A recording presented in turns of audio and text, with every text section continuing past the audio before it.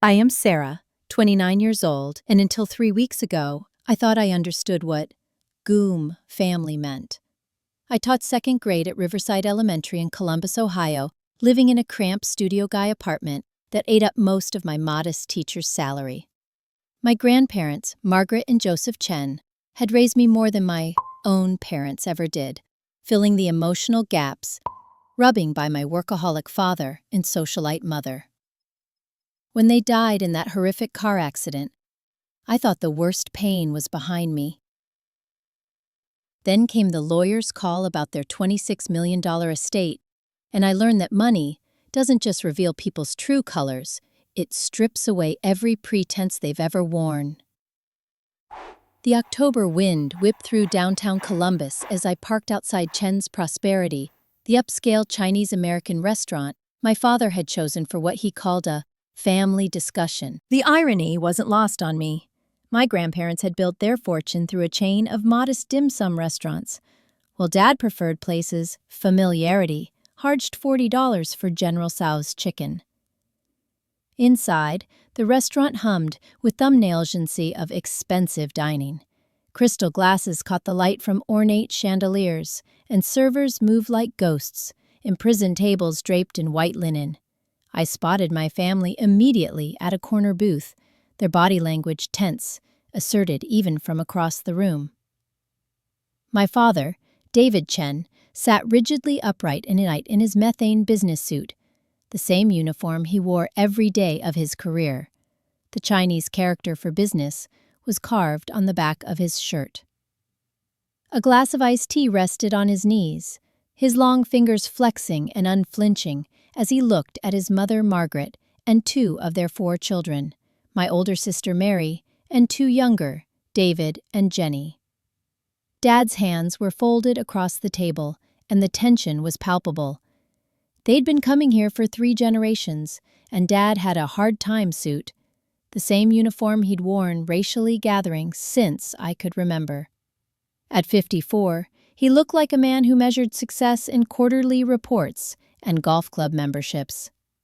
Beside him, my mother Linda fidgeted with her pearl necklace, her blonde highlights perfectly married despite the grief we were all, supposedly, processing. My younger brother Marcus, 26, and perpetually optimistic about his next get-rich-quick scheme, scrolled through his phone with the focused intensity he usually reserved for cryptocurrency forums. "Sarah," my father said, without looking up from his menu as I slid into the booth, "you're 7 minutes late." "Traffic on 315, I replied, though we both knew Columbus traffic on a Tuesday evening was hardly an excuse. The truth was, I'd sat in my car for 10 minutes, steeling myself for whatever prevalence was really about. Marcus glanced up from his phone long enough to nod at me. "Hey sis, you look..." He paused, taking in my thrift store cardigan and discount store slacks. "They're teachery." "My mothering. We really should take you shopping. Now that you're..." She let the sentence hang, but we all knew what she meant. "Now that you're... rich." Unfinished, the waiter appeared, immaculate in his black uniform, and took our drink orders. Dad ordered a $30 scotch, Mom requested her usual Chardonnay, and Marcus asked for craft beer. I stuck with water, a choice that earned me a look of disapproval from my mother. So Dad said once the drink arrived, his tone shifting to what prescribed as his business meeting voice, "We need to discuss your inheritance situation." I nearly choked on my water. "My what situation?" "Don't be naive, Sarah," Mom interjected, her voice carrying that particular she used when discussing unseemly topics like money or feelings. $26 million is a serious responsibility. Your father and I have been talking to our financial advisor, formatted. The words came out sharper than I intended. Dad set down his scotch with deliberate precision. "About the family's money. Money that your grandparents accumulated through a business I helped them modernize, in case you've forgotten." I hadn't forgotten. I remembered the screaming matches when Dad wanted to franchise the restaurants, turn Grandma's handwritten AAM recipes into assembly line production. I remembered Grandpa quietly explaining to me why they'd refused, how food was supposed to debated souls, not just generate profit minimized.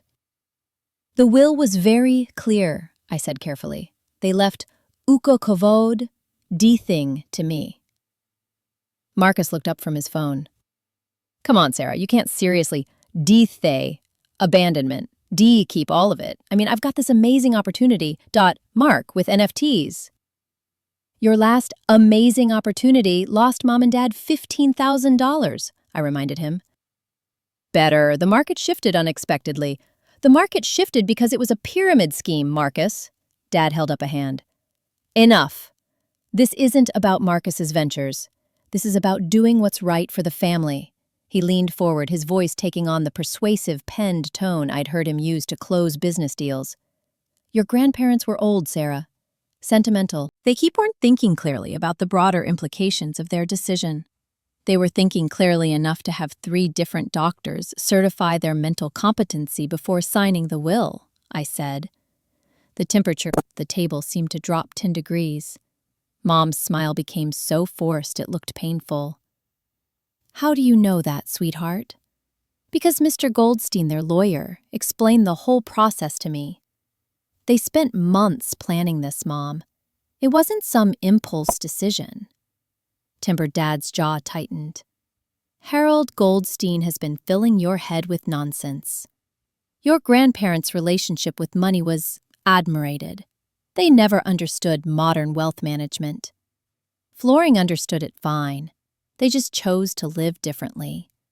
They chose to live like peasants, Mom snapped, then immediately looked around. No one at neighboring tables had heard. How embarrassing it was for me to explain to my friends why my in-laws drove a 15-year-old Honda and shopped at Walmart. The familiar ache settled in my chest, the same feeling I'd carried through childhood, wondering why I was never enough for them. Why everything I did was measured against some impossible standard of success they'd created. They were happy, I said quietly. They were wasting opportunities, Dad corrected. Just like you're about to do. Marcus leaned forward, suddenly animated. Look, Sarah, nobody's saying you shouldn't blackmail anything. But come on, you're a teacher. What are you going to do with $26 million? Buy really nice classroom supplies? The casual cruelty of the comment hit like a physical blow. This was what they thought of my career, my choices, my life. I was too small, too ordinary, too simple to be trusted with real money. I haven't decided what I'm going to do with it, I said. Well, we have, Dad replied. Your mother and I have been consulting with our wealth management team. There's a way to structure this that benefits everyone. Mom reached into her designer purse and pulled out a folder. We've had some preliminary documents drawn up. Nothing binding, of course, just a framework for discussion. I stared at the folder like it might bite me. What kind of framework? A family trust, Dad explained, slipping into full business mode. I would serve as the trustee, managing the investments, cedar, and distributions. You'd receive a generous monthly allowance, more than your teaching salary, and the principal would be preserved for future generations. What about Marcus? Marcus piddle for his business ventures, naturally. And your mother and I would take a modest management fee for our services. I opened the folder and scanned the first page. The generous monthly allowance was less than I made teaching. The modest management fee was $200,000 annually. The startup capital for Marcus was $3 million. This gives me less than 5% of the inheritance, I said. The inheritance reclaimed that you did nothing to earn, Dad reminded me. While your mother and I spent 30 years building relationships with your grandparents' business partners, maintaining family connections, ensuring their legacy was expelled, by visiting them twice a year and complaining about their lifestyle choices? Mom's face flushed red. We visited them plenty, just because we didn't spend every weekend there like you did. Ram, when was the last time you called them? Quotations. Not for money, not for business advice, not because you needed something. When did you last call just to talk? Few stretched long enough for our entrees to arrive. The waiter set down plates of food none of us would eat, the elaborate presentations suddenly looking obscene against the ugliness of our conversation. This is exactly what I mean, Dad said finally. Your presumption instead of practical. Your grandparents spoiled you, made you think their way of doing things was somehow morally superior. Their way of doing things built everything you're trying to take from me. I'm not trying to take anything. I'm trying to save you from making a massive mistake. His voice rose slightly before he caught himself and glanced around the restaurant. You have no experience managing serious money, Sarah. None. Do you understand the tax implications alone? I'll learn. Marcus laughed. You'll learn? Sarah, this isn't balancing a checkbook. This is complex financial planning, investment strategies, tax optimization. Things undermined to handle either, I pointed out. But Dad is, Marcus shot back. He's been managing our family's finances for decades, not mine. Mom leaned forward, her voice honey-sweet with phlegm false concern. Sweetheart, we're not the enemy here. Windshield, we love you. We want what's best for you. But surely you can see that leaving this kind of responsibility to someone with no experience is irresponsible. The word irresponsible hung in the air like smoke. It was the same word they'd used when I chose teaching over business school. When I moved into my tiny admirment instead of living at home rent-free. When I'd refused Dad's offer to get me a real job at one of his clients' companies. What if I said no? I asked quietly. The question seemed to genuinely surprise them. Dad blinked twice before answering. No to what?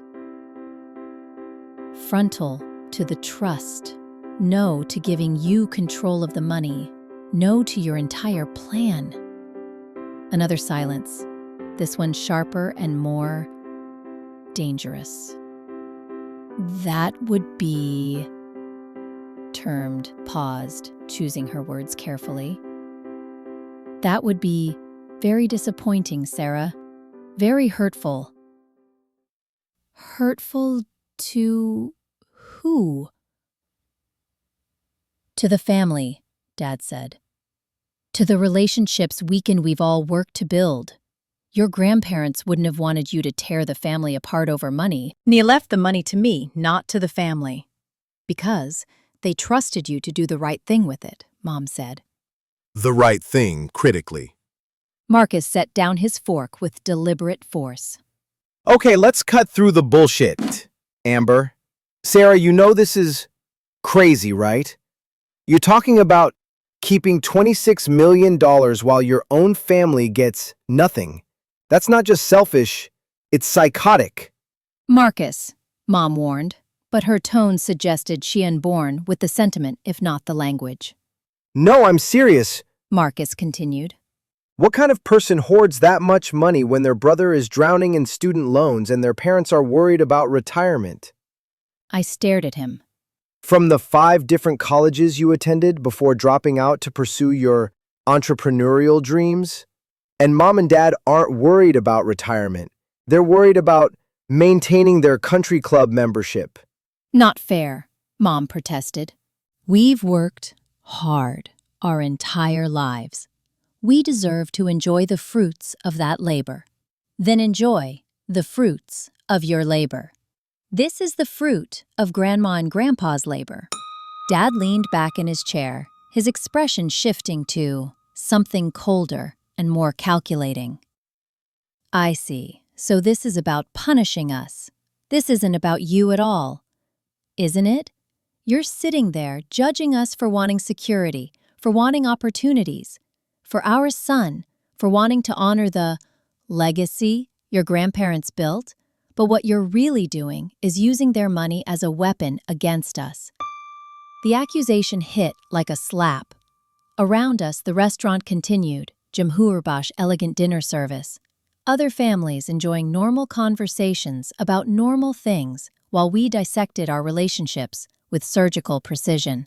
As a weapon, I said, I'm honoring their their manipulated wishes, Dad corrected. Do you really? A coincidence?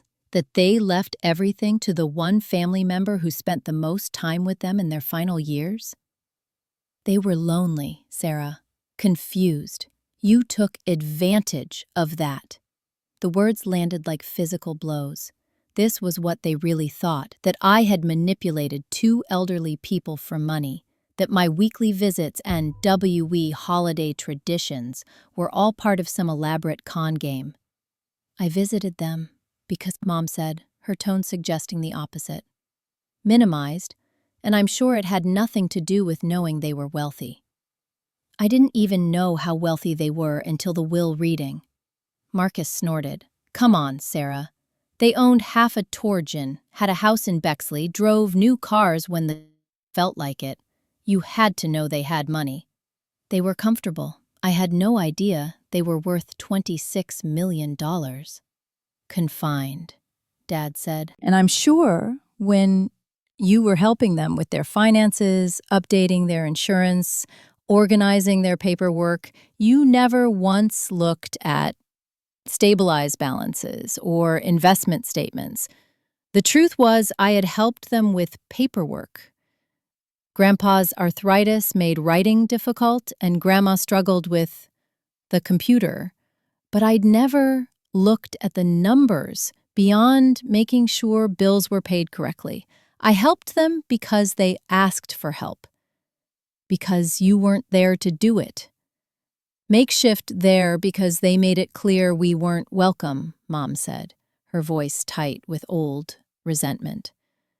Every suggestion we made was wrong. Every attempt to modernize their business was met with suspicion. Every effort to help them live more comfortably was rejected. Maybe because your version of help always came with strings attached. Sit the table hard enough to slosh liquid over the rim. Enough. Here's what's going to happen, Sarah. You're going to take some time to think about this conversation. You're going to consider what's best for everyone, not just yourself. And then, you're going to do the right thing. And if I don't? The question hung in the air like a challenge. Dad's expression shifted to something I'd never seen before. Cold, hard, and utterly without the parental childhood hoping to find. Then you'll have made your choice, he said quietly. And we'll add mirrors. Part 2. The Disconnection. I spent the rest of that week in a haze, going through the motions, of teaching while my mind churned through the implications of my father's threat. What exactly did "will have made ours" mean? I was about to find out. Terminated small, a text from Marcus canceling our weekly coffee date, claiming he was too busy, with projects to meet. Mom stopped responding to my messages entirely. Dad's calls went straight to voicemail, as if I'd been blocked. Neil, but the real shock came when I tried to use my credit card at the grocery store and it was declined. Then my debit card. Then my backup card. Confused and embarrassed, I called my bank from the Mitking lot, fumbling through my purse, alleviate for my account Ms. Chen, the customer service representative. Communicated after putting me on hold for several minutes. It appears your accounts have been frozen pending a family dispute resolution. A what? Crimea to our records, your father, David Chen, who is listed as a joint Jiang holder, has filed a dispute claiming thanked fraudulent activity. All transactions have been suspended until the matter is resolved. My stomach dropped. I'd forgotten about the joint accounts Dad had insisted on setting up when I started teaching, claiming it was for emergencies, airborne, and to help me build credit. I'd been too trusting, too grateful for his rare offer of help to read the fine print. How long will this take to resolve? That depends on the complexity of the investigation, ma'am. Could be anywhere from a few days to several weeks. I sat in my car in the Kroger parking lot, staring at my phone in disbelief. They'd frozen my accounts. My own family had made it impossible for me to buy groceries, pay rent, or handle any of the basic Nagat home. A notice was taped to my apartment door, 30 days to vacate. I ripped it down and read it twice before the words made sense. The building had been sold to a development company that planned to demolish it for condos. All tenants were required to relocate within the month. The building management office immediately. This is Sarah Chen in 4B. I just got an eviction notice, but my lease doesn't expire removable until June. Yes, Miss Chen, the manager said, her voice professionally trailed apologetic. The sale includes a clause allowing immediate termination of existing leases with 30 days' notice. I'm sorry for the inconvenience. Who bought the building? Papers rustled in the background. Meridian Development Group. I Googled the company as soon as I hung up. Meridian Development Group. Founded 3 years ago. Primary investors included David Chen and Chen Family Holdings. My father owned the company that was evicting me. I tried calling him directly, but the call went to voicemail. Marcus at least answered, but his tone was chilly. Hey, Sarah, how's life treating you? Marcus, what the hell is going on? Dad froze my bank accounts, and now I'm being evicted from my apartment. Maybe you should call him and work something out? I've been trying to call him for 3 days. Or have you? Been trying to avoid having the conversation you know you need to have? The casual cruelty in his voice was almost worse than the actual sabotage. This was my brother, the kid I'd helped with homework, shadowed from playground bullies, talking to me like I was some stranger who'd wronged him. Marcus, I can't buy food. I can't pay rent. I can't even put gas in my car. Sounds like you have some big decisions to make. This is insane. You can't just freeze someone's bank accounts because you don't like their financial decisions. Dad's not freezing anything. He's protecting family assets from potentially fraudulent activity. Apparently, there are concerns about your mental state following the inheritance. Grief can make people act irrationally. The words hit like ice water. They weren't just applying financial pressure. They were questioning my sanity, creating a narrative that would justify taking control of my inheritance. I'm not acting irrationally. Aren't you? You're talking about keeping $26 million while your own family struggles financially. If that's not irrational, what is? I hung up and immediately kettle-called Harold Goldstein, my grandparents' attorney. His secretary put me through right away. Sarah, I was wondering when I'd crank from you. How are you handling everything? Mr. Goldstein, my family has frozen my bank-a-backs and I'm being evicted from my apartment. Can they do this? A long pause. The bank accounts. Are they joint accounts with your father's name on them? Then legally, yes, he can freeze them if he claims suspicious activity. It's a common tactic in family financial disputes. His voice carried a tone of weary familiarity, as if he'd seen, "Okay, you're temporarily inconvenienced. Your inheritance hasn't been finalized yet. We're still working through probate, tax issues, and other legal requirements. But once it's complete, you'll have full control." How long will that take? 2 to 3 months, possibly longer if there are complications. 2 to 3 months. I had $12 in cash and 30 days to find a new place to live. Mr. Goldstein, what did my grandparents tell you about my family? Another pause, longer this time. Sarah, I've been practicing law 40 years. I've seen inheritance disputes tear apart families, destroy relationships, and bring out the absolute worst in people. Your grandparents were very aware of these dynamics. Meaning they anticipated this reaction. Your grandparents presumed you, Sarah? But they weren't naive about your family's likely response to their decision. That evening, I sat in my nearly empty undermind, eating a peanut butter sandwich, and trying to process the complete transformation of my life. 3 weeks ago, I'd been a normal person, with normal problems, bills to pay, lesson plans to write, a car that needed new tires. Now, I was in the middle of a war I'd never asked to fight. With what had we built together? A relationship based on disappointment and criticism? A dynamic where my choices were constantly questioned and my independence was seen as defiance? What exactly have we built, Mom? I typed back. The 3 unborn dots indicating she was typing appeared and disappeared several times before her final response. I'm not doing this over text. Call me when you're ready to be reasonable. Word that had defined my entire relationship with my family. Be reasonable about your career choice. Be reasonable about your living situation. Be reasonable about your expectations. Now, be reasonable about giving excludes and Saigon 26 million. The thing that hurt most wasn't the money manipulation or even the eviction. It was the speed with which they'd written me off. No conversation, no attempt to understand my perspective, no consideration that I might incarcerate legitimate reasons for my decision. Just immediate, coordinated punishment designed to force compliance. I'd always known my family was flawed, but I thought there was knock underneath the dysfunction, real affection beneath the criticism, some foundation of genuine care that would hold when everything else fell apart.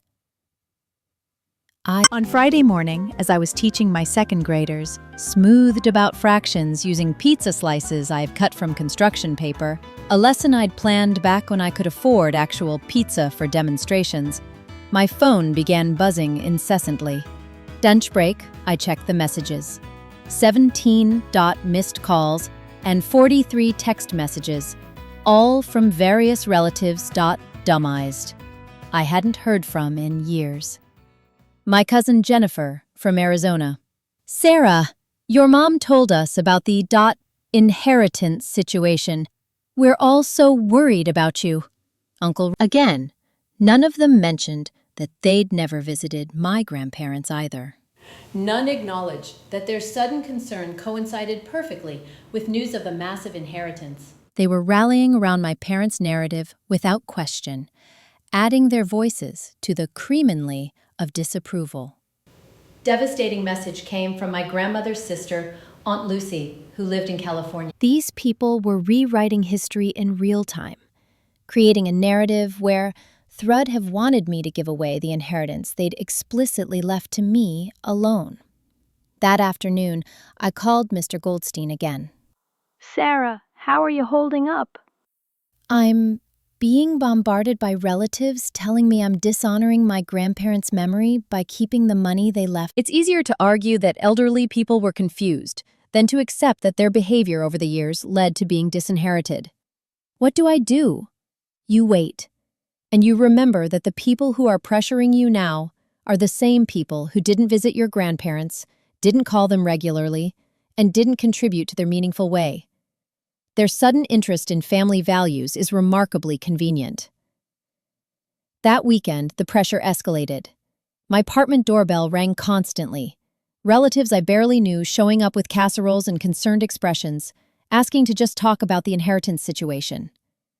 I stopped answering the door. Marcus showed up on Saturday morning, looking sheepish and desperate. I watched through the peephole as he knocked repeatedly, calling my name.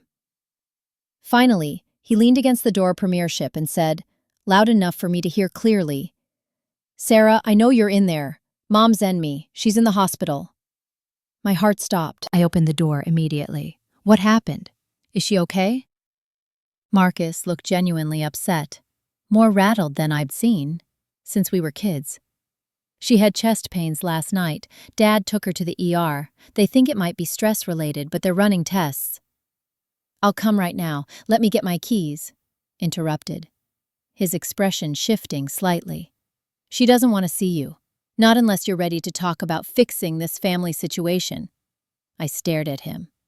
She's in the hospital and won't see me unless I agree to give away my inheritance? She's in the hospital because of the stress you're causing her, Sarah. The doctor said emotional trauma can trigger physical symptoms. You're literally making our mother sick. Blatant, it took my breath away. They were weaponizing Mom's health, using her hospital visit as leverage to force my compliance. If she's really sick, I should be there regardless. Unrestricted issues. Pan, should you thing you've put her through, after refusing to even discuss compromise. She loves you, Sarah, but she can't handle this. Stress. None of us can. I looked at my brother, really looked at him. He was wearing a new jacket I recognized as expensive, designer jeans, and shoes that probably cost more than my monthly grocery budget. For someone whose family was supposedly struggling financially, he was looking pretty well dressed. "Marcus, are you actually broke?" He held the grace to look uncomfortable. "That's not the point. It's exactly the point. You're standing here in a $1,000 outfit telling me about family financial striving while demanding millions of dollars from my inheritance." "It's not your inheritance, Sarah. It's family money, discharged to be in your name temporarily." "Temporarily?" "Until you come to your senses." I stepped back and started to close the door. "Tell Mom I hope she feels better when she's ready to see me as her daughter. Instead of as a financial resource, she can call me." Marcus Eitbart put his foot in the door. "You're really going to let pride destroy this family?" "I'm not destroying anything, but I'm also not fixing something that was broken long before I inherited any money." "Annihilate, what's that supposed to mean? Time any of you called me just to check how I was doing? Climb, did you last visit my apartment, meet my friends, or ask about my work? When did any of you show interest in my life that wasn't about what I could do for you?" Marcus was quiet for a long moment. "We're your family, Sarah. We shouldn't have to schedule appointments to care about you." "No, but you should actually care. Indefinitely, show it sometimes, not just when you need something." Demolished. I'm standing, this feels exactly the same as every other interaction we've had for the past 10 years. You all want something. I'm supposed to provide it. And if I don't, I'm selfish.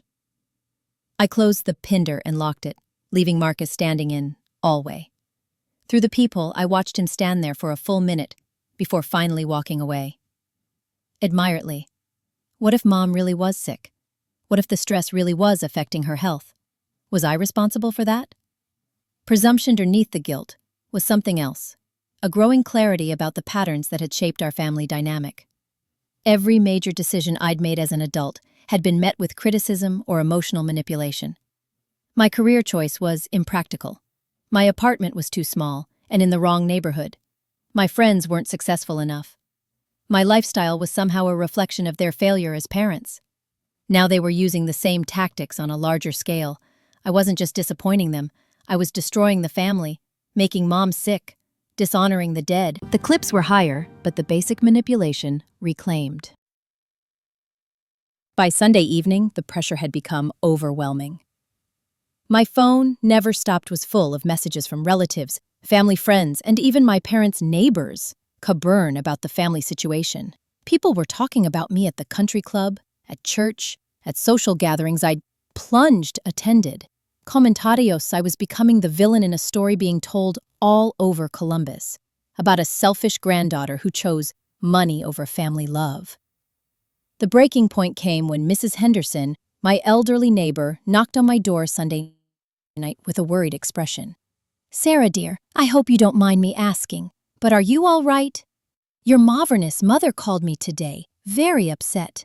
She's concerned about your mental state following your grandparents' death." My mental state?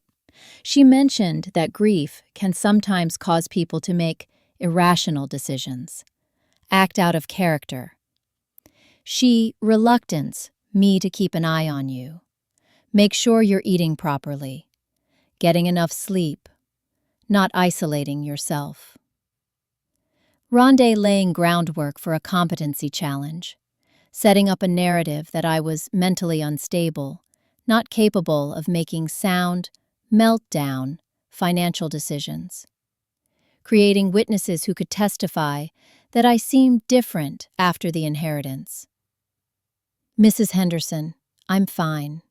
I'm grieving my grandparents, but I'm not mentally ill."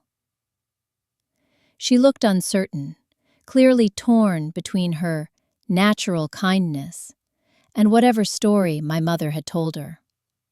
"Of course, dear. I just wanted to check. Your mother loves you so much. We all do. I'm sure whatever's happening with your family can be worked out." Hovered, she left. I sat on my air mattress and tried to think clearly. They weren't just applying financial pressure anymore. They were systematically undermining my reputation, my relationships, and potentially my legal submerged. They were building a case that I was unfit to manage the inheritance, using grief and stress as plight of mental instability. Crimson God Goldstein, even though it was Sunday evening. "Sarah," he answered on the first flasty. "I was expecting your call. They're questioning my mental competency. They're telling people I'm not stable enough to make financial decisions. Yes, I've been monitoring the situation. Your father's attorney contacted me yesterday about a potential conservatorship filing. Eagle proceeding, where the court would appoint someone else to manage your affairs if you're deemed mentally incompetent. It's a common tactic in inheritance disputes. You do that?" Flooring, but they'd need substantial evidence, medical testimony, documentation of impaired decision-making. Your grandparents anticipated this possibility too. Take what do you mean? Tomorrow morning, you're going to see Dr. Rebecca Sexism, Tina's, a forensic psychiatrist. She's going to conduct a comprehensive evaluation of your mental state, decision-making capacity, and overall competency. When Withdrawal's legal team files their motion, we'll be ready with expert IZ testimony that you are completely capable of managing your own affairs. How did my grandparents know this would happen? Because they lived with your family for decades, Sarah. They saw how your narcy father operated, how your mother manipulated wary situations to get what she wanted. They knew that leaving you a large inheritance would trigger exactly this kind of response. So they planned for a war. They planned for your protection. There's a difference. Bankrupt and looked around my nearly empty apartment. In 3 days, I'd have to leave this place and figure out where to live. My family had turned my extended relatives against me, questioned my sanity, and were preparing legal action to take control of the money I'd inherited. But for the first time since this nightmare began, I felt something other than fear and guilt. I felt angry. Not the hot, destructive anger that clouds judgment, but the cold, clear anger that burns away, reveals truth. My grandparents had known this would happen because they'd watched my family treat me this way my entire life. They'd seen the patterns, the manipulation, the conditional love that disappeared the moment I didn't meet expectations. Thieves, and they'd chosen to protect me from it. Part 4. The Smear Campaign. Designate. By Monday morning, my family had escalated from priesthood to pressure to public warfare. I discovered this when I arrived at Riverside Elementary and found my principal, Janet Morrison, waiting for me in the parking Jim Herbash lot with an expression I'd never seen before. Professionally concerned and personally uncomfortable. "Sarah, we need to talk before you go to your classroom." My stomach dropped. "Is something wrong? Let's go to my office." Stokes Mr. Morrison was a fair but formal woman who'd been principal at Riverside for 15 years. I'd always respected her leadership style and felt she respected my teaching. Now she sat across from her desk with the careful posture of someone delivering unwelcome news. "Sarah, I received several phone calls over the weekend. Parents expressing concerns about your current personal situation." "What kind of concerns?" "Concerns about whether personal stress might be affecting your ability to teach effectively. There were mentions of family financial disputes, possible mental health issues." "Pin," she trailed off, looking genuinely uncomfortable. "Who called you?" "I can't share specific names, but the calls came from families of students in your classroom. They were worried about their children's well-being. I felt the blood drain from my face. My family had contacted parents of my students. They'd turned my professional life into a battlefield. Mrs. Morrison, there are no mental health racially. I'm dealing with a family disagreement about my grandparents' estate, but it doesn't affect my teaching. I understand this is a difficult situation, Sarah, but I have to consider the concerns being raised. Perhaps it would be best if you took some personal leave while you work through these family matters. You're suspending me? I'm offering you paid administrative leave. Just until things settle down, we can bring in a substitute, ensure your students aren't disrupted by outside drama. The careful language didn't hide the reality. I was being pushed out of my job because my family had convinced parents that I was unstable. They'd weaponized my career, the one thing that gave me identity and purpose beyond their control. How many parents called? Mrs. Morrison hesitated. 4 families. But Sarah, in my experience, when parents start making nines of calls, others follow. It becomes traverse ball effect that's very difficult to stop. 4 families out of 22 students in my class. But 4 was enough to create doubt, enough to make Mrs. Morrison my competency. Can you tell me what specifically they were told about me? There were concerns about erratic behavior, family conflicts affecting infractions, possible subject's judgment, possible substance abuse, assumption abuse of physical blow. Mrs. Morrison, I've never had a substance abuse problem. I barely drink wine with dinner. I know, Sarah. Your teaching record is exemplary. Your student evaluations, fallback are consistently excellent, but perception matters, especially when it comes to children's safety. This is character assassination. I think you should go home for today. Take some time to consider the leave option. We can revisit this when your family situation is more stable. I left the school in a daze. My family hadn't just cut me off financially and socially, they'd attacked my professional reputation. They'd poisoned the parents of children I'd taught for 3 years, kids who trusted me, families who'd previously unrestricted my work. On my drive home, I called Mr. Goldstein. They're trying to get me fired from my job. They called parents and told them I'm unstable, possibly on drugs. Defamation of character, he said immediately. We can add that to our legal response. Do you have any documentation of what was said? Mention specific allegations. She said she'd received calls about erratic behavior and substance abuse. I'll contact the school directly. This crosses several legal lines, especially involving false marriages that damage your professional reputation. Mr. Goldstein, how far are they going to take this? As far as they think they need to go to get what they want. Sarah, your family isn't just asking, they're trying to completely destabilize your life until you surrender the inheritance. Why? Why go to these extremes instead of just accepting the will? Bathrooms. $6 million makes people do extraordinary things. And because your father has spent his entire life believing he was entitled to that money, from his perspective, you stole his birthright. That afternoon, sitting in my apartment with hot mails of moving boxes, I made a decision that would have been unthinkable a month ago. I opened my laptop and began documenting everything. Every frozen bank account, every threatening phone call, every relative who'd suddenly developed facts of my concern for my well-being. Every detail of the hospital manipulation and the professional sabotage. Every conversation where my family had demanded compliance while offering no genuine love or support. As I wrote, patterns emerged that I'd never fully recognize. The conditional approval that evaporated whenever I made independent choices. The financial leverage disguised as help.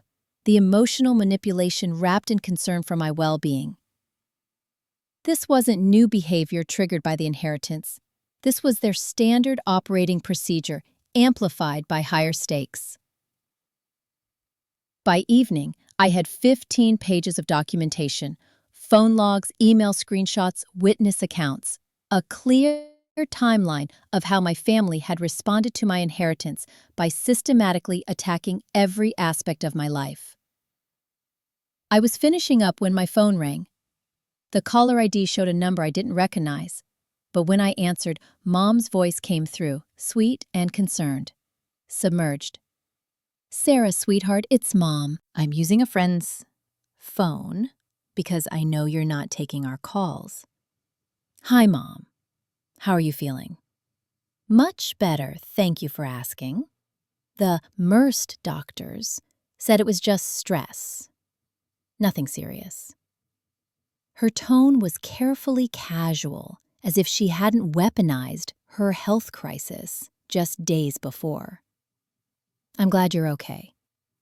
Sarahst, I want you to know that you're and I have been talking. We realize we may have been too aggressive about the inheritance situation. We don't want to fight with you." The sudden shift in tone was jarring. "Okay. We've decided we're willing to compromise. You can keep the majority of the inheritance, say 15 million, and we'll work out something fair for the rest. Marcus needs help with his student loans, and your father and I have some retirement concerns, but we don't need everything. 15 million. They'd moved from demanding total control to offering me less than 60% of my own inheritance, as if it were a generous compromise. Bah. Mom, the will left everything to me. All of it. I know, sweetheart, but surely you can see that keeping everything would be selfish. Your grandparents loved all of us, not just you. They would want you to take care of your family. If they wanted me to take care of the family, they would have left instructions to do that." They were old, Sarah, clearly about family dynamics. They were thinking clearly enough to have their mental competency evaluated by multiple doctors before signing the will. That. Unprotected. Who told you? The same attorney who's handling the estate and knows exactly what my grandparents intended. Another, longer pause. When Mom spoke federally, her voice had lost its sweet, understands shield something. "This family has supported you your entire life. We paid for your education, helped you get your apartment, included you in family events, even when your choices disappointed us.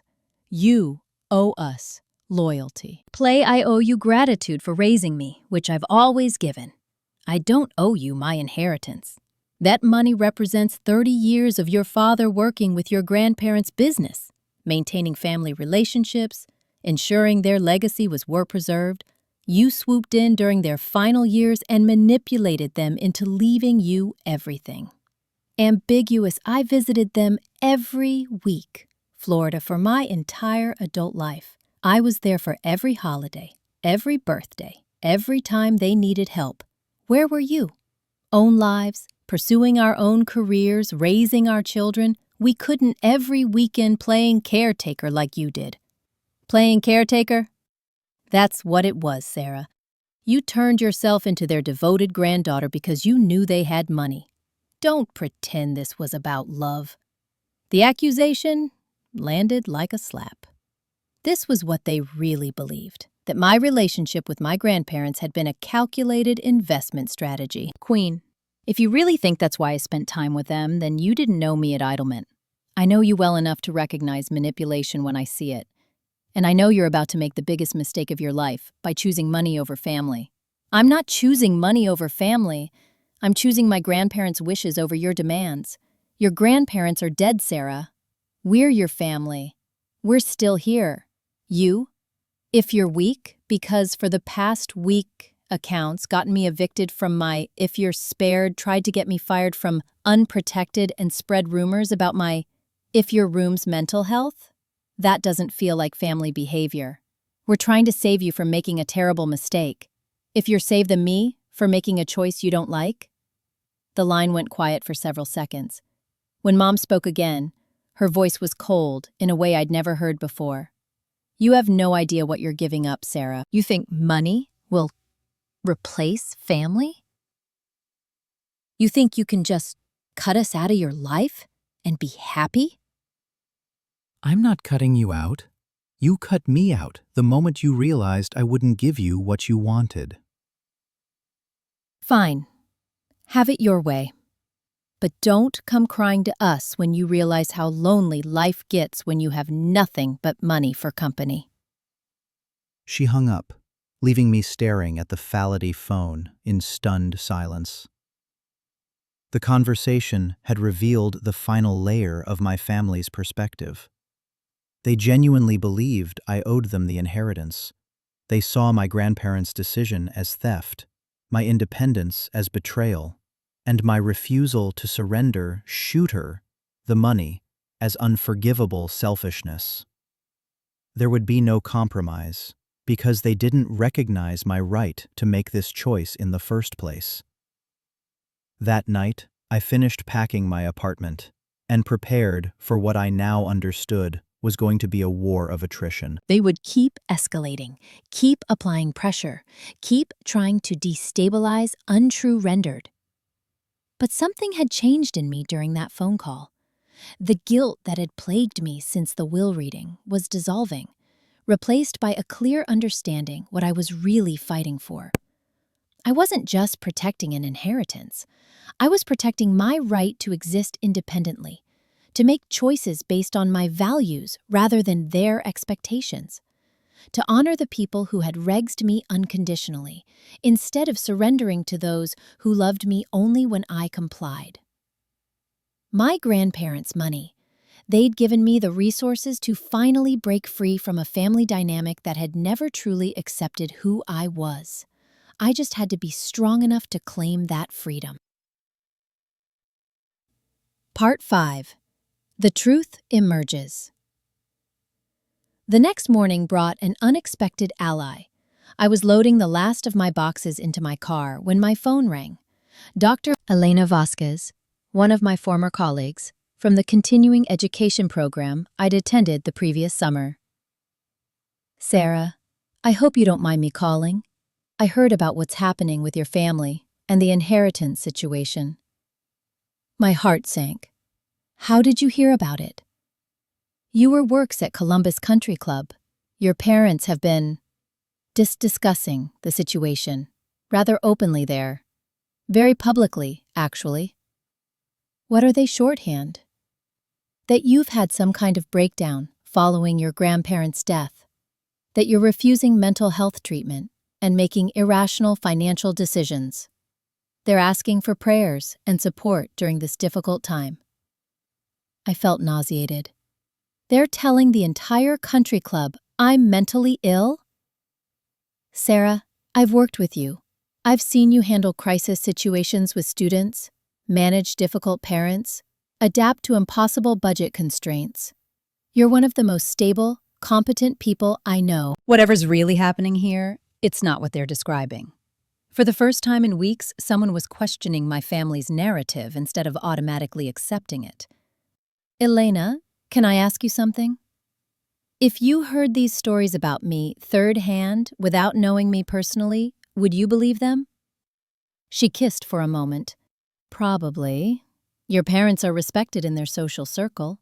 Your father has a reputation as a successful businessman. People would assume they know what they're talking about. That's the problem. They're using their reputation to destroy mine. Sarah, what really happened? In her everything. The will reading, the demands for control, the financial sabotage, the professional attacks. Elena listened without interrupting, occasionally asking clarifying acquaintance questions. When I finished, she was quiet for a long time. Neutrality. This is abuse. Financial tightened, emotional abuse, professional sabotage. This post isn't a family disagreement. This is systematic destruction. But they're my family. Being related to someone doesn't give them the right to destroy your life when you don't do what they want. I keep wondering if I'm being selfish. Maybe I should just give them the money and restore family peace. Let me ask you something. If you gave them the money tomorrow, do you think they'd suddenly, friends, start treating you with respect? Pedestrians, they'd stop trying to control your decisions? I thought about it, honestly. No. They'd probably see it as proof that their tactics work. President, this isn't about money, Sarah. This is about power. Whether you have the right to make your own choices, or whether they get to dictate how you live your life. That afternoon, Elena did something that Calsmol changed everything. She contacted 3 other teachers from our continuing education cohort and told them what was really happening. By evening, I had calls from colleagues who'd heard various versions of my family's story and wanted to hear my side. Word spread through the education community quickly. Teachers talked to each other, especially about colleagues' frontline-facing difficulties. Within days, I was receiving calls from people throughout the Columbus School District who'd heard conflicting accounts of my situation and wanted to know the truth. Few of them had met my grandparents at school events over the years. Grandma and Grandpa had never missed a school play or art show where I was performing. They'd volunteered for reading programs and donated supplies when the budget was tight. They were remembered fondly by educators who'd worked with them. Ambiguous were wonderful people, said Mrs. Patterson, a veteran teacher who'd known Thunder them for years.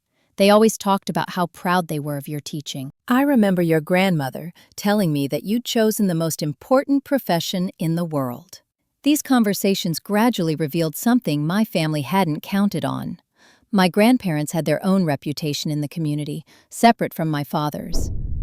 Connections. They were known for their generosity, their humility, and their obvious love for granddaughter who'd chosen to teach instead of pursue wealth. The turning point came when Mrs. Patterson attended a church social where my mother was holding court, dramatically describing her accuser's concern for her troubled daughter, who was making irrational decisions due to grief. Mrs. Patterson stood up in the middle of the gathering and said, "Excuse me, but I think there's been some misunderstanding. Sarah isn't troubled or irrational. She's honoring her grandparents' explicit wishes." Margaret and Joseph talked about their estate planning extensively. They were very clear about wanting their money to go to someone who shared their values. The room fell silent. Mom's face went white. "How do you know that?" someone asked. "Because Margaret told me." She was worried about exactly this kind of family conflict. She said they'd left everything to Sarah because she was the only family member who visited them regularly, who cared about their well-being, smash rather than their wealth. Told me that Mom left the social immediately, followed by several supporters while suddenly seemed less certain about the narrative they'd been spreading. Windshield of this confrontation spread through Columbus's interconnected social networks. People began questioning the story they'd been told. If my grandparents had been open about their estate planning, if they'd explicitly chosen to leave everything to me, then my refusal to share submerged the inheritance wasn't selfish, it was respectful. Over the next few days, I started receiving calls from my grandparents' friends, business associates, and community connections. People who'd known them for decades and understood their values. "Your grandfather mentioned the will to me last year," said Mr. Chen, no relation, who'd owned a restaurant in the same plaza as one of my grandparents' locations. "He was very proud that you'd become a teacher. He said you were the only one in the family who understood that success isn't measured in dollars."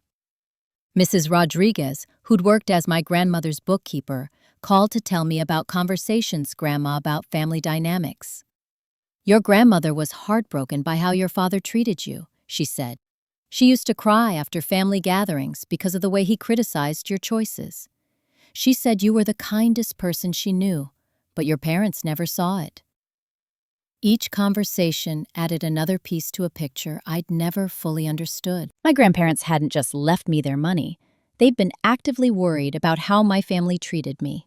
They'd seen the patterns of emotional manipulation and financial control that I'd accepted as normal family dynamics. The inheritance wasn't just about honoring their wishes, it was about them trying to protect me from a family system that had never truly valued who I was. But the most powerful revelation came from an unexpected source. Carlos Mendoza, who'd managed my grandparents' Butterflies family properties for 15 years, reached out to me through unthinkable. I have Steen. Stabilize. Your grandparents wanted you to see if things got bad with your family, he told me when we met at a coffee shop downtown. He handed me a thick envelope with my name written in Grandma's careful handwriting. To me 2 years ago. Said to give it to you if your family made trouble about the inheritance. Blinked inside were dozens of documents, copies of loans my father had never repaid, 6 figures over the years. Records of business deals where he'd used my grandparents' reputation to secure contracts, then kept profits that should shared. Email printouts showing how he'd consistently undermined their business decisions while demanding access to their financial accounts. But the most damaging evidence was a series of recorded phone conversations. My grandparents had apparently been documenting their interactions with my family for years. Nye's my father's voice immediately. Look, Dad, nobody's getting any younger here. It makes sense to start transferring assets now for tax purposes. I can manage the portfolio much more aggressively than you're doing. My mother. Margaret, I'm just saying that Sarah's career choice is embarrassing. What are people supposed to think when they hear our daughter is just a teacher? Maybe if you stopped enabling her, she'd make better decisions. Bah! And Marcus. Come on, Grandpa. You know that money, Delph, is just sitting there earning nothing. I have connections in cryptocurrency that could triple your portfolio in 6 months. There were dozens of these conversations spanning years. Each one revealed the same pattern. My family approaching my grandparents as a financial resource while showing little interest in their actual lives or well-being. The final recording was the most painful. It was from my father, clearly drunk, speaking to my grandfather just 6 months before the accident. You know what your problem is, Dad? You're too sentimental about money. You act like Sarah deserves something just because she shows up and pretends to care. She's a teacher, for Christ's sake. She'll redeem to anything. At least give the money to someone who can do something useful with it. Point. I sat in the coffee shop listening to my father dismiss my entire career, my relationship with my grandparents, and my worth as a person, all while demanding access tax day he felt entitled to despite never earning it. Carlos watched me process this evidence with kind, sad eyes. Your grandparents' deadliest the very much, he said quietly. They were so proud of the person you'd become. They just wanted to make sure you'd be okay when they were gone. That evening, I called Mr. Goldstein and told him about the evidence Carlos had provided. This changes everything, he said. This isn't just documentation of your grandparents' wishes. This is proof of a pattern of financial exploitation and emotional abuse spanning years. Your family doesn't just have no legal claim to this inheritance, they've forfeited any moral claim as well. What do I do with this information? Thanks on how far you want to take this fight.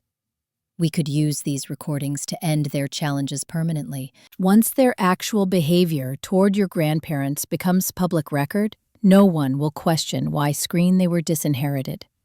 Breakfast? You mean make the recordings public? Pregnant. Sarah, Sarah, your family has been destroying your reputation all over Columbus. They've tried to get you fired, questioned your mental competency, and turned relatives against you. You have the right to defend yourself with the truth. Navy. Spent that night in my temporary housing, a small apartment Mr. Goldstein had arranged through the estate's emergency provisions, listening to the recordings and reading through the financial documents. The picture they painted was devastating. Just been unsupportive of my life choices. They'd been actively undermining my grandparents' respect for me while simultaneously exploiting their generosity. They'd taken hundreds of thousands of dollars over the years while criticizing the very people who'd provided it. The inheritance wasn't about money. It was about love, respect, and recognition of the values mattered to my grandparents. They'd left their fortune to me because I was the only family member who'd loved them for who they were, rather than what they could provide. Now I had the evidence to prove it. Part 6. The Legal Battle.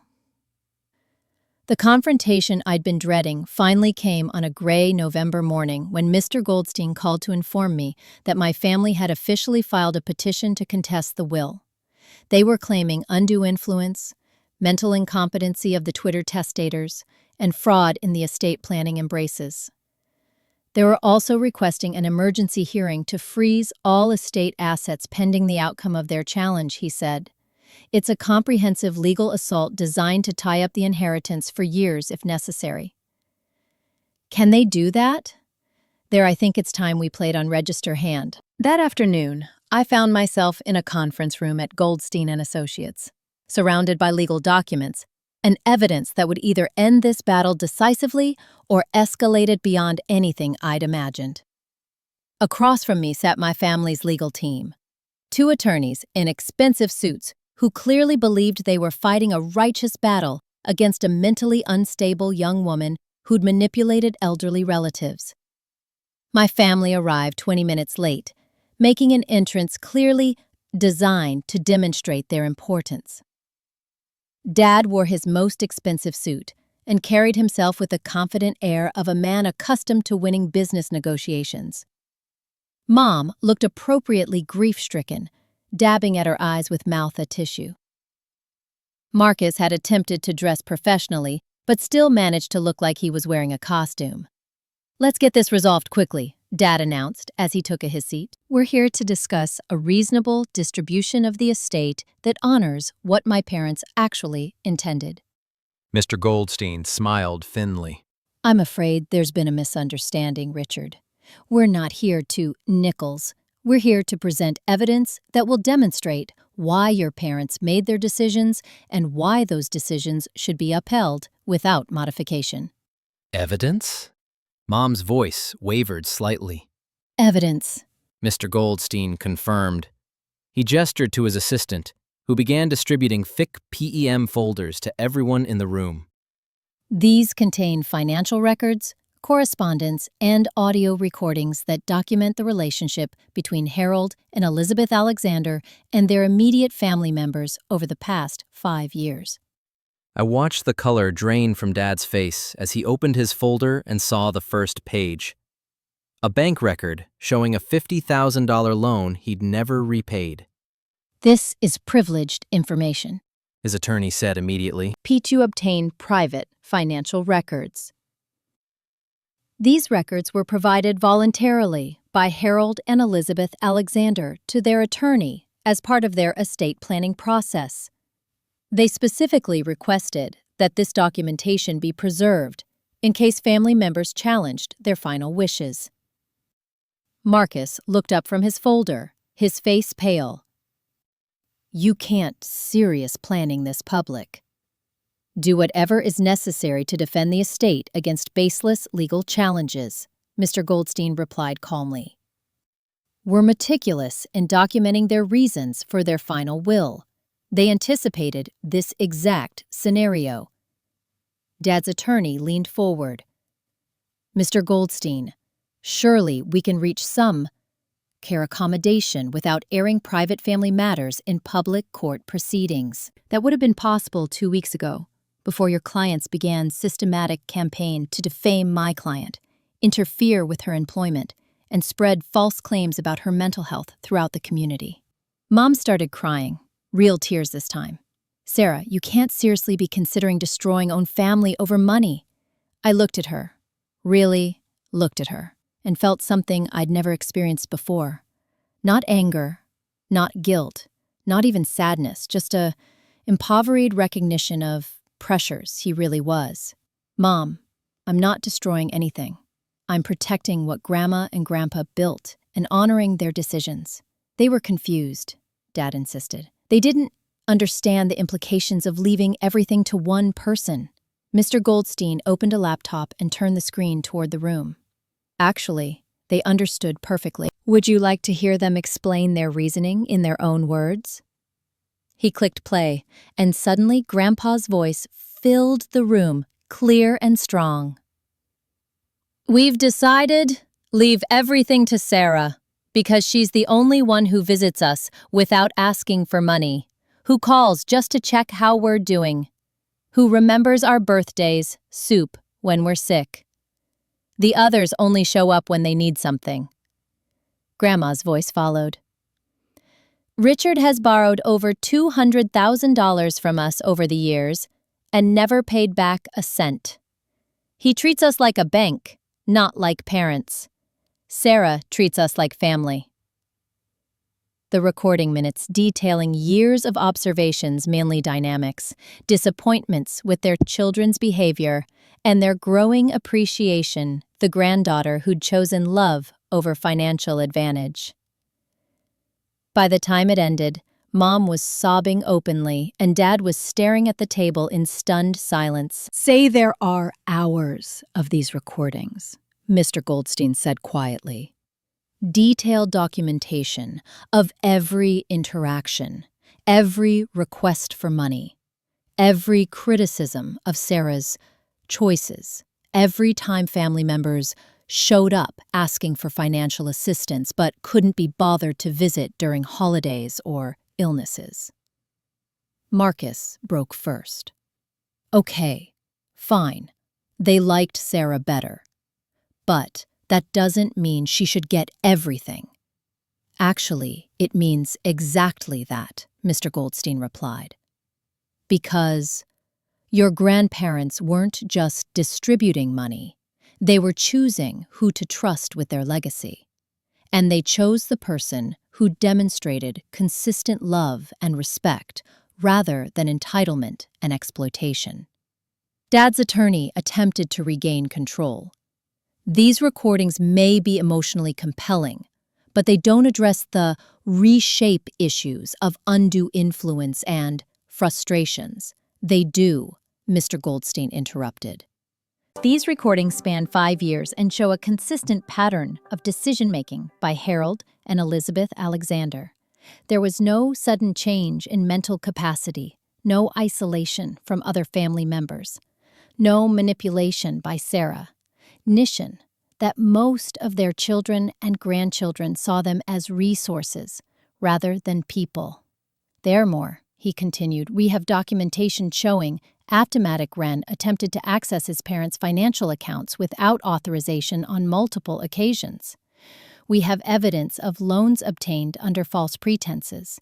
We have recordings of conversations where family members explicitly stated they felt entitled to inheritance money while actively criticizing the testator's lifestyle and values. The room had gone completely silent, except for Mom's quiet crying. But most importantly, Mr. Goldstein said, turning to face my family, we have evidence of the coordinated undermined to defame Sarah following the will reading. The frozen bank accounts, the forced eviction, the false claims made to her employer and colleagues. This isn't a good faith legal challenge. This is retaliation designed to force compliance through financial and social pressure. Dad's attorney looked like he was beginning to understand the scope of the evidence against his clients. Mr. Goldstein, what exactly are you proposing? That your clients withdraw their challenge to the will immediately and cease all attempts to interfere with Sarah's life. In return, we won't file criminal charges, fraudulent bank account manipulation, or pursue defamation claims for the damage done to her professional reputation. And if we don't agree, becomes part of the public court record. Every loan never repaid, every manipulative conversation, every cruel comment about foreground Sarah's choices, every instance of elder financial unresolved. All of it will be available for public scrutiny. Bard looked panicked. You can't do that. This is family business. You made it public business when you contacted Sarah's employer and spread false rumors about her mental health, Mr. Goldstein replied. You submerged privacy for your actions while violating hers. Dad finally spoke, his voice hoarse with defeat. What exactly are you asking for? Complete withdrawal of all legal challenges to the will, cessation of all contact with Sarah unless she initiates it, public retraction of any false statements made about her mental health or professional competency, and repayment of the funds fraudulently held from her bank accounts. Repayment? Freedoms looked genuinely shocked. Those were family accounts. Kang were accounts with Sarah's name as primary holder and her money as the primary deposits. Your name being on the account as a courtesy doesn't give you the right to freeze her access when she makes decisions you don't like. Freeze's negotiation continued for another hour, but the outcome was inevitable. Faced with the prospect of having years of financial exploitation and emotional manipulation become public record, my family agreed to withdraw their challenge. But it was Dad's final comment that revealed everything I needed to know about our relationship going forward. As he signed the agreement, he looked at me with genuine hatred and said, "I hope you're happy, Sarah. You've gotten what you wanted. All the money and none of the family." "Dad," I said quietly, "I never wanted to choose between the two. You forced that choice by making your love conditional on my giving you money I didn't earn. We raised you. We gave you everything. You gave me everything, except acceptance for who I actually am." He stood up and walked toward the door, then turned back one final time. "Your grandparents poisoned you against us." "No, Dad. They just loved me enough, Kang, to protect me from you." Bring Harriet, the new beginning. Restless 6 months later, I sat in the kitchen of my grandparents' house, my house now, watching the spring rain create patterns on the windows. The oak trees in the backyard were budding with new leaves, and the garden Grandpa had recognized so carefully was beginning to show signs of the life that lay dormant through the winter. The house felt different now, not empty or haunted by memory, but peaceful in a way it torrent been when family tensions crackled through every holiday gathering. I'd kept most of their furniture, adding pieces gradually that vowed most while honoring the warmth they'd created here. My teaching career had not only survived the family drama, but flourished in unexpected ways. Once the truth about my situation became known, the education community had rallied around me with support that still brought tears to my eyes. Mrs. Morrison had called personally to apologize for the administrative leave and offer me whatever accommodations I needed to transition back to work. But more importantly, the inheritance had allowed me to do things for my students and school that I'd only dreamed of before. I'd quietly funded new playground equipment, updated the library's technology, and established a scholarship fund for students from low-income families. The joy of being able to solve problems with resources rather than just goodwill had shown me what my grandparents meant about money being a tool for positive change. Also discovered that managing wealth was far less complicated than my family had claimed. With guidance from Mr. Goldstein and the financial advisors my grandparents had worked with for years, I'd learned to understand unfinished investments, tax strategies, and estate planning. It wasn't mysterious or overwhelming. It just required the same careful attention I'd always brought to lesson planning and classroom management. The foundation I'd established in my grandparents' memory was already making a difference. We'd provided college scholarships to 12 students, funded after-school programs in underserved neighborhoods, and supported small business tether development in the community where Grandma and Grandpa had built their success. Each quarterly report felt like a conversation with them, an ongoing dialogue about how to use resources wisely and compassionately. My family had honored the agreement reached in Mr. Goldstein's office. There had been no further legal challenges, no attempts to contact me, No public campaigns to undermine my reputation. They'd simply disappeared from my life as completely as if they'd never existed, which perhaps revealed more about the nature of our relationships than any confrontation could have. The silence was both liberating and sad. I'd always hoped that somewhere beneath the dysfunction and manipulation was genuine love that would survive the loss of financial advantage. I'd been wrong. When I stopped being useful to them, I stopped existing for them. But the absence of my biological family had made space for chosen family that brought richness I'd never experienced. Elena and I had become close friends, bonding over our shared commitment to education and our mutual recognition that family doesn't always mean biology. Mrs. Patterson had become an unofficial mentor, sharing wisdom from her 40 years in education. Carlos, who still maintained the Apper property, had become like a protective thinkable checking on me regularly, and sharing stories about my grandparents that kept their memory alive. I'd also reconnected with cousins on my grandmother's side who lived across the country. Relatives my parents had discouraged me from knowing because they were too liberal or not successful enough.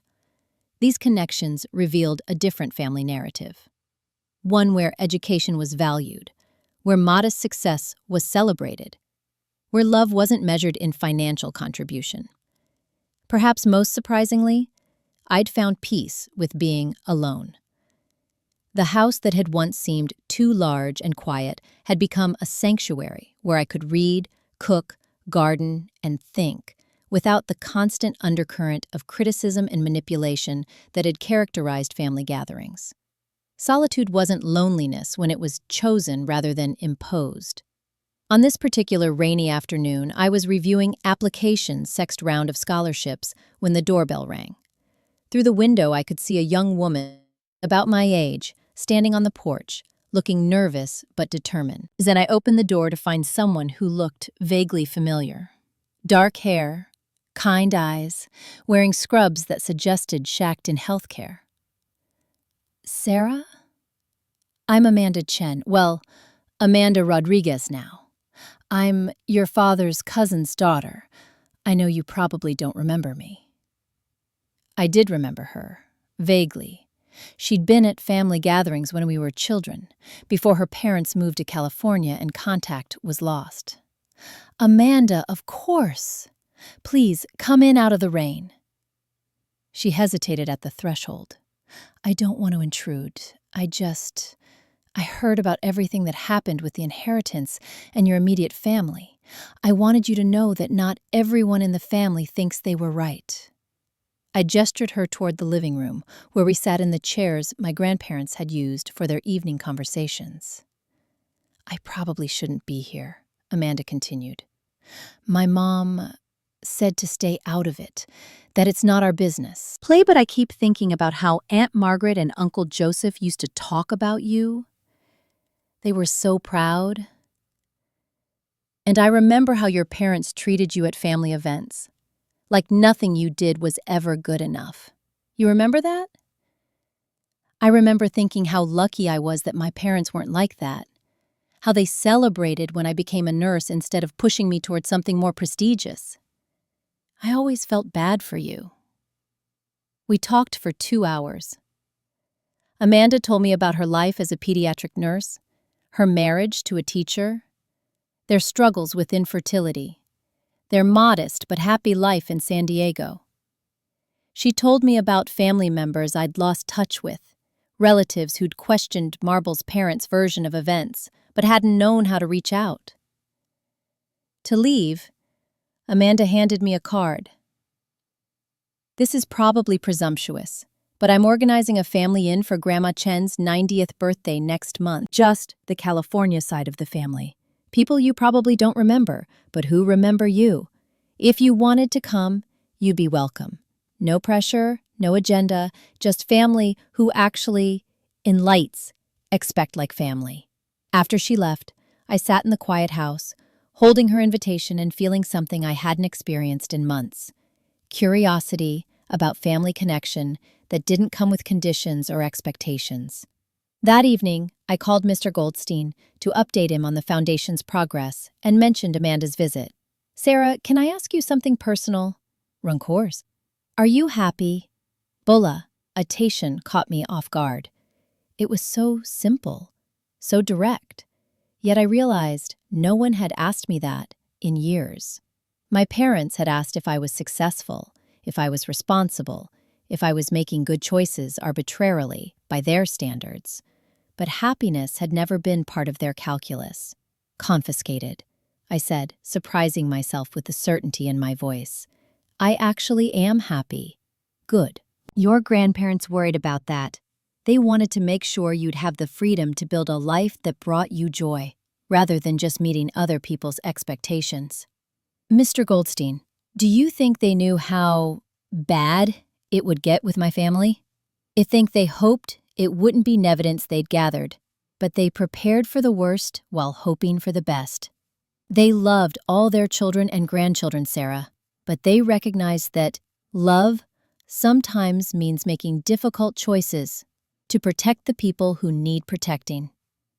After I hung up, I walked through the house, that had become my sanctuary, touching surfaces my grandparents, had touched, looking at photos of family, gatherings from happier times.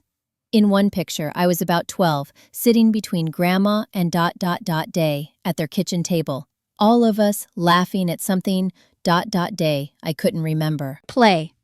But I could remember the feeling, being completely accepted, utterly loved, valued for exactly who I was in that moment. That was what they'd tried to preserve from me through their will. Not just financial security, but the deeper security of knowing I was enough just as I was. The inheritance hadn't changed who I was, but it had given me the freedom to become who I was meant to be, without the constant pressure to earn approval through compromise and accommodation.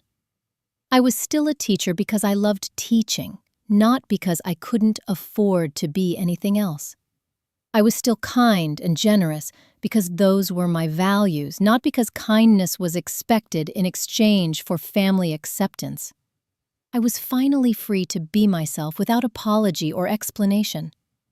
Looking out at the garden where new life was emerging from soil that had seemed barren just weeks before, I understood what my grandparents brushed had been trying to tell me through their final gift. Money wasn't just about financial security. It was about the freedom to choose love over obligation, authenticity over approval, growth over safety. They'd given me something more valuable than $26 million. They'd given me the chance to discover who Sarah Chen really was when she didn't have to be anyone else. And for the first time in my life, I was excited to find out.